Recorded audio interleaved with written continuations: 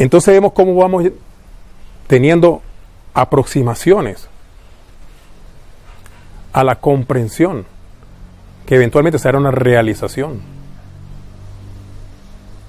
para que seamos afines con esos flujos celestiales, que trasciende inclusive la ronda de zodíacos, porque creemos que solamente nuestra influencia es Aries, Tauro, y hasta llegar a Piscis. No, más allá también hay irradiaciones de campos de luz. Cuando pasan por ese grupo de estrellas, le da el toque de Aries. Cuando pasa por el grupo de planetas, le da el toque de Mercurio, de Saturno, de Venus, hasta que llega a la Tierra. Entonces esto nos permite comprender cómo es el principio que sustenta el universo, que no es el origen. En el pensamiento cartesiano confundimos origen con principio, y no es lo mismo. El principio del agua es H2O.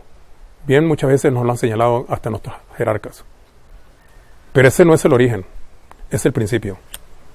Como la primera palabra en el hebreo, en el texto sagrado, Bereshit, en el principio. El principio, no es origen. ¿Cuál es el principio que sustenta el universo infinito? Entonces nos encontramos con Bereshit bara Elohim. Entonces dirán, no, pero el primero es Elohim. Simplemente para edulcorar un poquito la conversación de hoy y avanzar en el tema. Elohim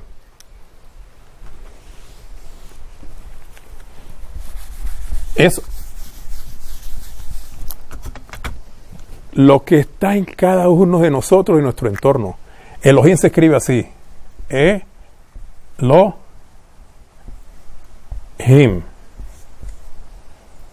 Y resulta que aquí, poniéndole la guametría, porque la medida, las letras tienen medidas, cada gráfico tiene un peso, tiene una vibración que se puede medir.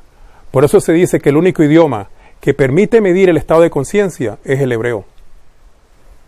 Bien sabio decía nuestro maestro Laferrier que lo que más le había acercado para comprender a Dios eran las matemáticas, porque es exacta.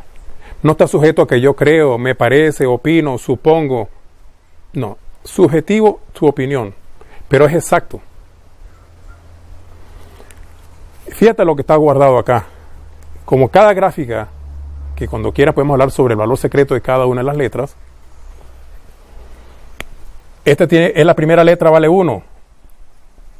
Esta la dame vale 30. La G vale 5. La Y vale 10 y la MEN vale 40. Cuando usted la suma, da 40 más 10, 50. 55. 85 y 1, 86. Eso es Elohim. ¿Y qué corresponde a Elohim? Y Elohim Sebaot ejército, representando que hay infinitas manifestaciones de Elohim. ¿Y dónde están esas infinitas manifestaciones de Elohim en nuestro entorno y en mí? En una palabra que se llama naturaleza. Porque en hebreo se dice que cuando una palabra tiene el mismo peso del otro, la puede sustituir como una balanza, da igual. Está hecho en la misma frecuencia.